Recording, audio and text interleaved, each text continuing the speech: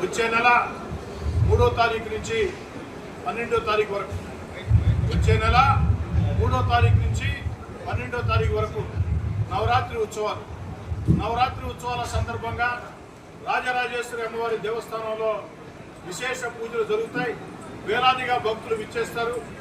జిల్లాలోనే ఒక ప్రసిద్ధి చెందినటువంటి రాజరాజేశ్వరి అమ్మవారి దేవస్థానం చైర్మన్ ఈ నవరాత్రి ఉత్సవాల ఏర్పాట్ల మీద ఈరోజు అధికారులతో సమీక్షించడం జరిగింది.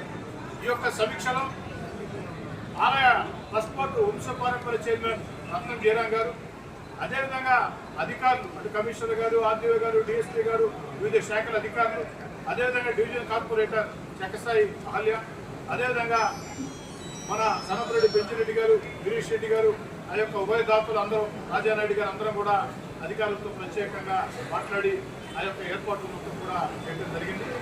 మా అందరి కోరిక ఒకటే, రాజరాజేశ్వరి అమ్మవారి దేవస్థానంలో సాధారణ భక్తులకి దర్శన విషయంలో ఎక్కడా కూడా ఇబ్బందులు ఉండకూడదు. సాధారణ భక్తులు సంతోషంగా ప్రశాంతంగా అమ్మవారిని దర్శనం చేసుకునేదానికి అన్ని రకాల ఏర్పాట్లు చేయమని అధికారులు స్పష్టంగా చెప్పారు. అదేవిధంగా ఈ దేవస్థానం ఉన్నతికి సహకరించినటువంటి దాతలందరికీ కూడా ప్రత్యేక సమయాన్ని ఏర్పాటు చేసి వారికి ఆలయ మర్యాదలతో ఆ యొక్క అమ్మవారి దర్శన భాగ్యాన్ని కల్పించమని కూడా అధికారులను కోరడం జరిగింది. అదేవిధంగా ఏదైతే విఐపీలు వారి కోసం కూడా ప్రత్యేకంగా సమయం కేటాయించమని చెప్పి, ఏది ఏమైనా అంతిమంగా సాధారణ భక్తుల క్యూ లైన్లలో ఎలాంటి ఇబ్బందులు లేకుండా సాధారణ భక్తులకి అన్ని రకాల వస్తువులు వేగవంతంగా దర్శనం ఏర్పాట్లు చేయమని కూడా అధికారులు స్పష్టంగా చెప్పడం. ఇక రాజకీయ ఫ్లెక్సీలు నేను ప్రారంభించిన సంప్రదాయం ఇది. దేవస్థానాలు, మసీదులు, దర్గాలు, చర్చిల వద్ద రాజకీయ ఫ్లెక్సీల నిషేధం అని, అది మొట్టమొదటగా దాదాపు 11 ఏళ్ల ముందు ఈ దేవస్థానంలోనే ప్రారంభమైంది. ఇప్పుడు కూడా కొనసాగించమని, దేవస్థానం పరిసర ప్రాంతాల్లో ఏ రాజకీయ పార్టీ అయినా అధికారమా ప్రతిపక్షమా తేడా లేదు, ఏ రాజకీయ పార్టీ రాజకీయ నాయకుల ఫ్లెక్సీలు కట్టేదానికి లేదు. అలా కట్టితే వెంటనే వాటిని తొలగించడం కాకుండా ఆ కట్టిన వారి మీద క్రిమినల్ కేసులు కూడా నమోదు చేయడం జరుగుతుంది. దీన్ని అందరూ గుర్తుంచుకోవాలని చెప్పి నేను కోరుచున్నాను.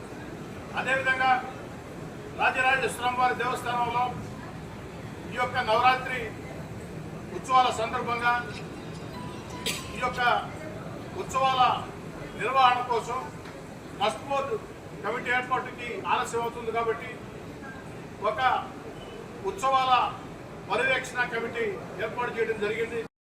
మిత్రుడు అడహరి విజయ్ కుమార్ చైర్మన్ గా, మరో 17 మంది సభ్యులుగా ఉంటారు.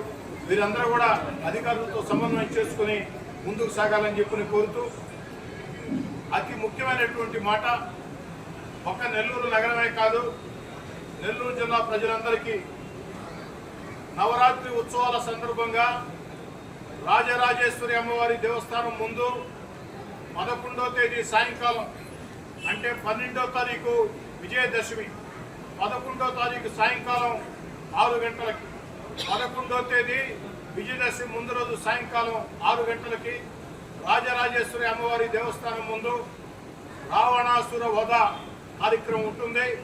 60 అడుగుల రావణాసురుడి విగ్రహాన్ని, 60 అడుగుల రావణాసురుడి విగ్రహాన్ని ప్రజలందరూ సామూహికంగా వధించే కార్యక్రమం ఉంటుంది. చూడ చక్కని కార్యక్రమం.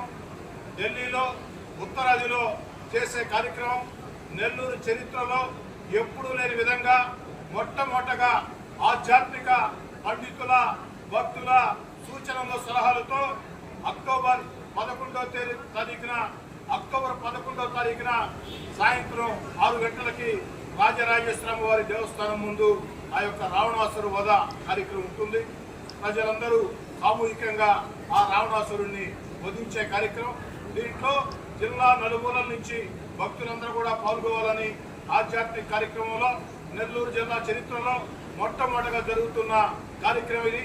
అక్టోబర్ 11వ తారీఖు సాయంత్రం 6 గంటలకి జిల్లాలో ఉండే ఆధ్యాత్మిక భక్తులందరూ కూడా మీ యొక్క సమయాన్ని ఆ యొక్క రావణాసుర కార్యక్రమంలో పాల్గొని ఆ చక్కటి కన్నుల పండగగా జరిగే ఆ యొక్క కార్యక్రమంలో పాల్గొని ఆ యొక్క రావణాసుర వధ చేయాలని చెప్పని కోరుకుంటున్నాం.